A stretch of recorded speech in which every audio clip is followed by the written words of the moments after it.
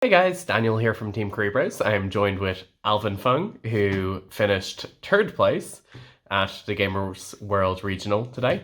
Alvin, congratulations, and what deck did you play? Thank you very much. Bit of a change from my usual. I played PK Phantom Knights. Just wanted to have a little bit of a change, play a combo deck. Cool. Well, we'll hop into the list and then we can look at matchups and thoughts afterwards and the lovely regionals deck or play match. Yeah, very nice. Zones as well. Cool. So starting off with triple torn scales. I think that's pretty standard. Double cloak, also I assume pretty standard. Triple boots. I've seen a few lists playing less. Don't really understand why. I think the third is necessary. You're just wanting to charge to ensure that you have plays going first, sort of thing. As like a name extender, something that you can search. Also, just searching Fogblade is pretty nice. One Stained Greaves, one Gloves. Also pretty standard. Yeah, comes in really clutch. Stained Greaves is like the best one of in the deck. I also consider playing it more, but I don't know, can't find the space. Maybe in the future. Then that's for Phantom Knights, and then this beautiful mismatching mixed art, mixed rarity set of tour guides. Also really good. Not sure what to say about it, honestly. Like, it's a good starter, but it's the backup starter, or it's like the turn 2, turn 3 starter. You don't really want to start on it in case people are on hand traps. Yeah, it's become a lot worse now that people have kind of said, okay, actually we are playing hand traps, and especially like Imperm is very common this format. So, yeah. Like, arguably still good, but not what you necessarily want to see turn 1, unless you're very lucky and your opponent doesn't open hand traps.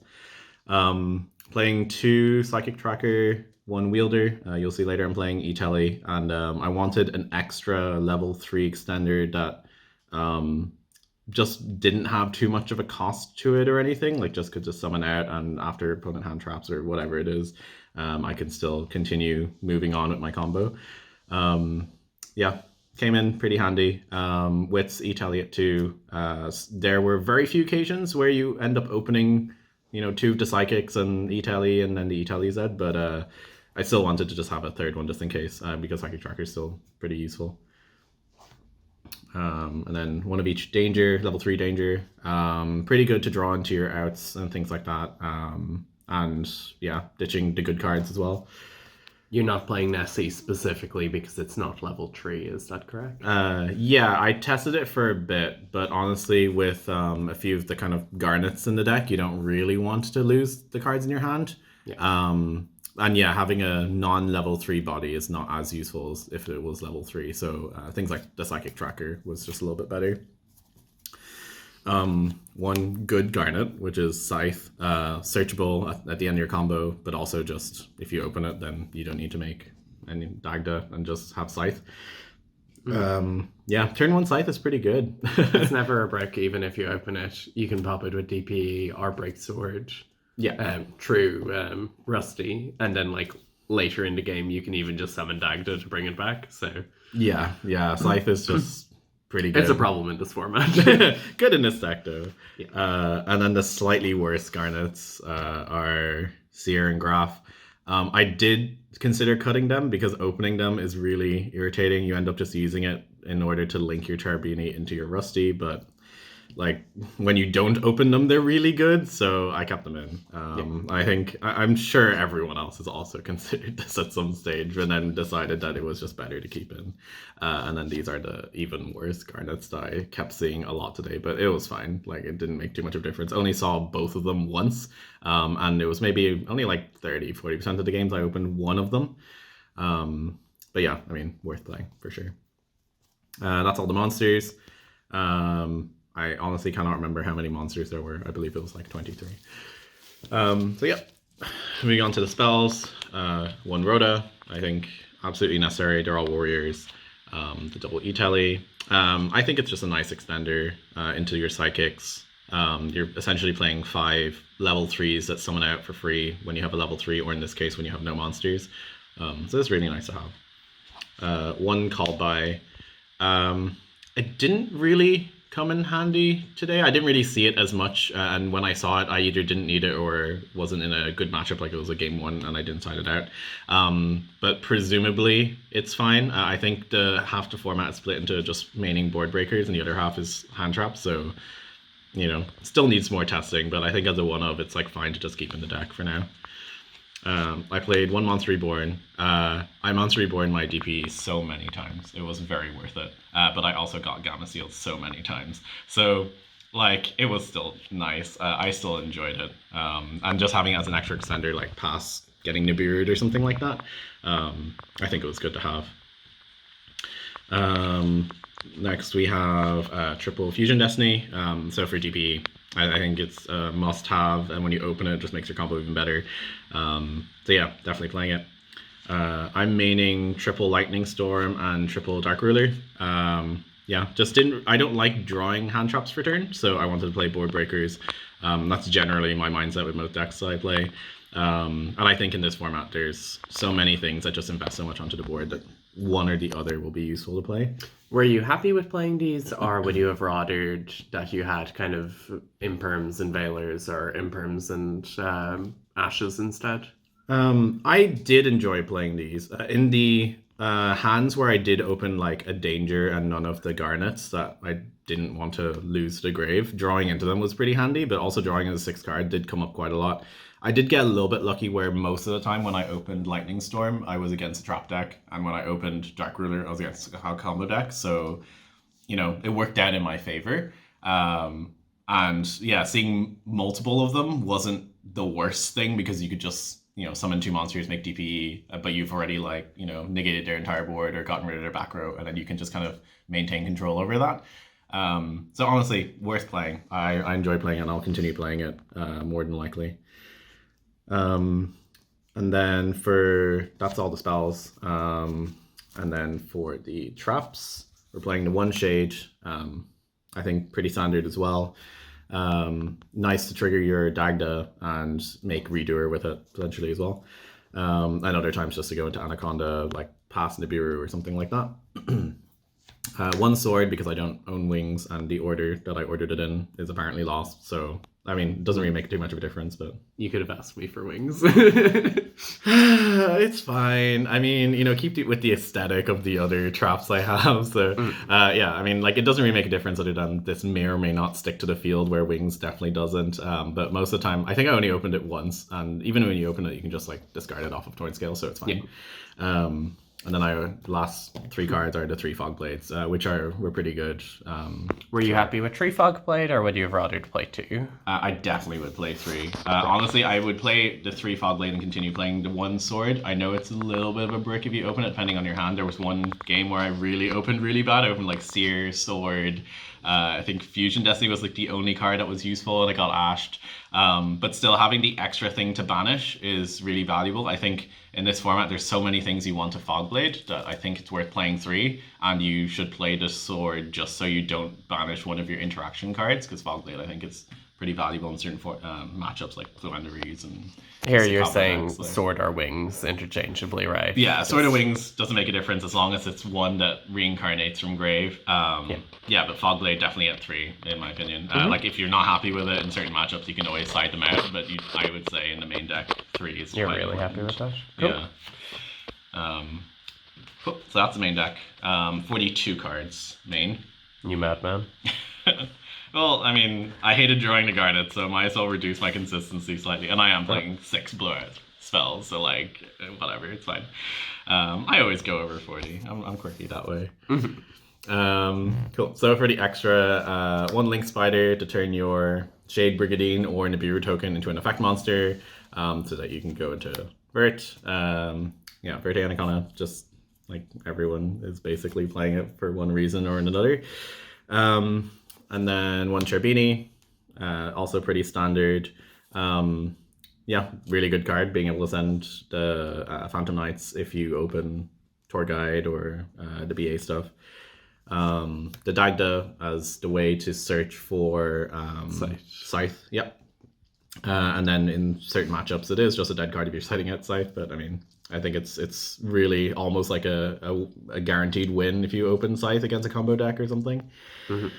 Then it's the one Rusty, which is again standard, and then the one Appaloosa.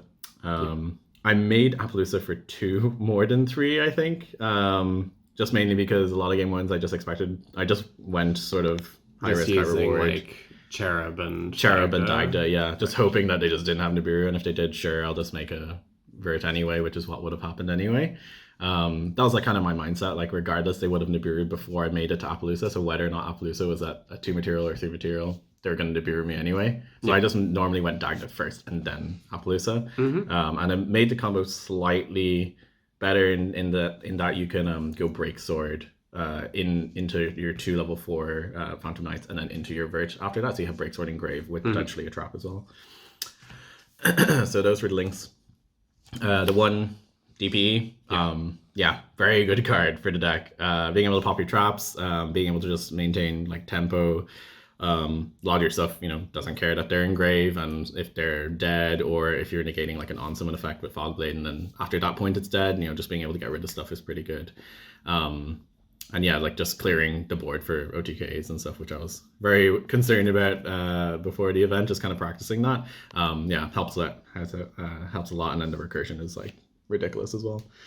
Endless value, and then Monster Reborn for it's also very nice because a lot of people are obviously planning to out DPE being a strong card in the format. So Monster Reborn, like I saw it enough times that I just kept bringing it back, and it was worth it. But that's also variance, but whatever.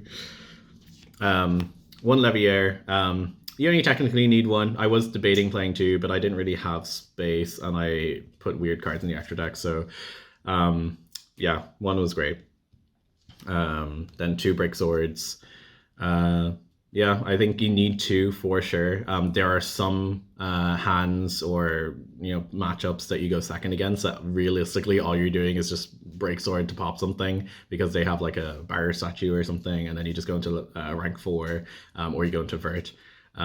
So you're generally using 1 Break Sword as part of like a combo or something, but then you need the second one for some utility. So definitely 2. If you could have more cards in the extra deck, I would play a 3rd probably for the more grindy matchups. But yeah, like 2 is fine. Yeah, it's a very versatile card, and it replaces itself. So it's and you can pop anything. So you can pop your Fog Blades as well, and then opponent sponsor. So yeah, really good card. I was playing Gossip Shadow in the main. In doing some test hands, it seemed fine, but I never really opened. It's like for hands where you open literally just full of level 3 extenders, and then you can just go like Itali Psychic Tracker into a Gossip Shadow and then normal Summon Tour Guide or something, just so it gets rid of a hand trap. Because like realistically, probability wise, like your opponent probably has just 1. Stops like Nibiru or something, doesn't get rid of the card, but just replaces the effect. In theory, it was fine. I'm still, because I didn't get to really use it that much with many of my hands, I'm still torn between having this or Downward Magician, because Downward actually did come up. Like I wish I had Downward Magician instead of this. But so don't be cute. Play Downward Magician is the lesson. I don't know. I like being cute, so maybe I'll stick with Gossip Shadow. We'll see. We'll see how well I want to do next time. But yeah, I mean, in theory, it was fine and easy to make. And also, in some cases, if you did open hands like with the extenders, this replaces Appaloosa, so you don't even need to make the Appaloosa, and you do end up on Redoer, Vert, and Dagda with DPE. So you end up on more resources because you don't have to spend as much to make the Appaloosa. You have more for the follow-up turn, essentially. Yeah, as well. So you end up like two cards in hand, things like that. So there were some cases where in test hands, this made sense. I just didn't open those hands today. There were many games where I opened very badly as well. So I would say, personally, more testing needed. But yeah, Downward is a very good safe option as well. And then I was playing Redoer. Reader was just great. Like the fact that it can kind of protect itself, like just kind of vanish till the end phase and come back again, was really good. You have a main deck searchable trap that you can just use as material in Shade Brigadine, so it has good interaction. And if you get spells off the top, which I basically only got monsters or spells, it pluses you. So I mean, like, can't go wrong with Redoer.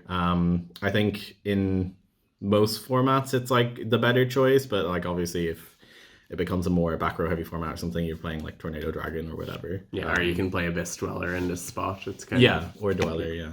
But I think yeah, Redoer is just my choice for this format. It's just like a safe option, and I just like the interaction that it just keeps refilling its materials and things like that, so it does last quite long, and it becomes another thing they have to add, as well as like DPE that keeps coming back. So quite liked it. Playing the one Zeus because there's a ton of XYZs in the deck, and yeah, I mean, just gonna play it. Card. Yeah. Most of the time I didn't have more than 2 materials on it because I wasn't playing Downard, but like most games, actually, I only summoned him in 2 games. In both games, like his presence was just enough for the game to end anyway.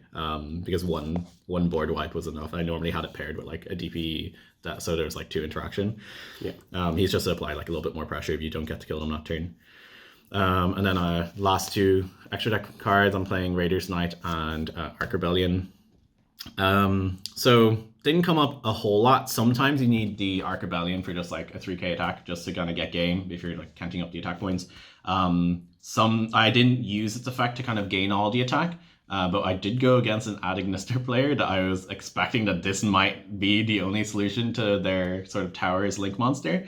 It didn't actually come up, but I think it's nice to have, like, I don't know, in a format where some people are playing like Waking the Dragons or something and they summon an Ultimate Falcon, like this is your out to those big monsters unaffected by things.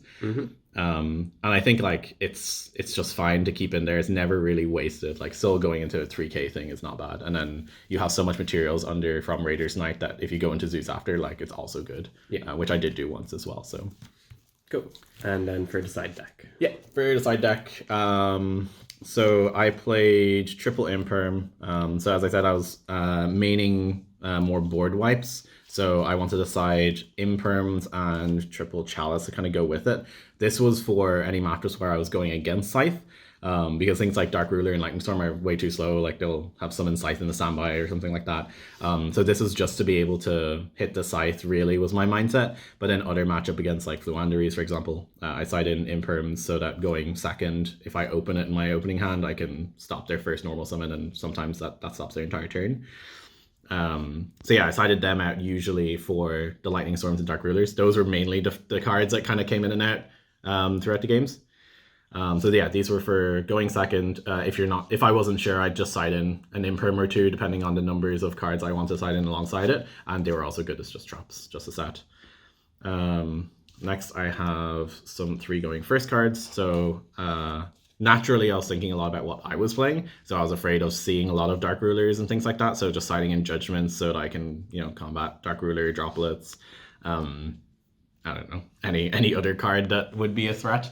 Evenly matched. Evenly matched, yeah. I did Judgment 1 evenly, I'm pretty sure. But yeah, Judgment is just pretty good going first. Like, it just stops everything, all threats, and if they don't have any threats, it's Omni Negate, so negate summons, whatever, guarantees you to win. Next, I have 3 evenly matches for the like going second against trap decks, some combo decks, and mostly just trap decks, really. I normally just didn't have the space to side it in alongside everything else. But yeah, really good card, this format, I think. It's basically against Eldritch. You play this in your Storms and they cry. Yeah, exactly. Like if they have Heavenly Prison or something, this is obviously a good bypass for it instead of Lightning Storm. Yeah. I sided in a good bit today. Don't think I ever really saw it, and I also didn't play against any Eldritch, so I didn't really use it. But I think it's obviously a mixed format, so I think it had a good spot in the side. The one Duster, which I think makes sense. So there's some back row removal, or you need some back row removal this format. The one Reboot for the opponents evenly, or Judgment or whatever trap deck that they're playing, and then the one Order, also for things like Dark Ruler and Droplets and things like that. It came in pretty handy against like other people also siding remaining Chalice, and yeah, a lot of starter cards. Cool. So just quickly, were there any kind of matchups of note? What did you end up playing against? So I played against one Tri-Brigade Liverlusk. That was my loss. I bricked game 1 and didn't see any sides game 3. So that was quite tough. But I didn't get to experience much of the matchup to kind of know how well the deck would have performed. And then I played against 2 Fluanderies, one Sword Soul, and a smattering of others I can't really remember right now. Adignister. Adignister as well, yeah, that's true. But yeah, otherwise, like, a quite varied day. Not much like back row decks. Oh no, sorry, there was one Trap Tricks deck, and I opened Lightning Storm both games. And it was very sad for that reason. And I knew after the game he had sided in Heavenly Prisons and just didn't see them. But yeah, I think that's when maining Lightning Storm actually caught a lot of people off guard, which is quite funny, even against like Fuanderies, if they had like M-Pen and Barrier Statue.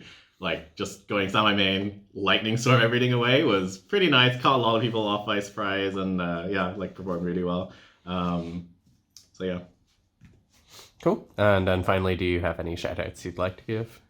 To Craig on the team for actually showing up. Out of the very few on Ireland's TKB team that was able to make it. And then Daniel, who's just always here supporting us even when he's not playing. Cool. Well, thank you very much for joining us. Congratulations again, Alvin. We don't have any upcoming regionals in Ireland, but I'm pretty sure the English guys do have more stuff coming up.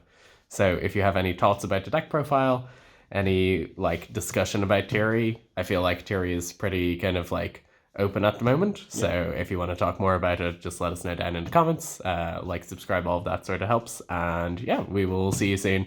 Alvin will probably be back at it again with his True Draco. Sorry, a Mano Mind strategy. Cool. Thanks.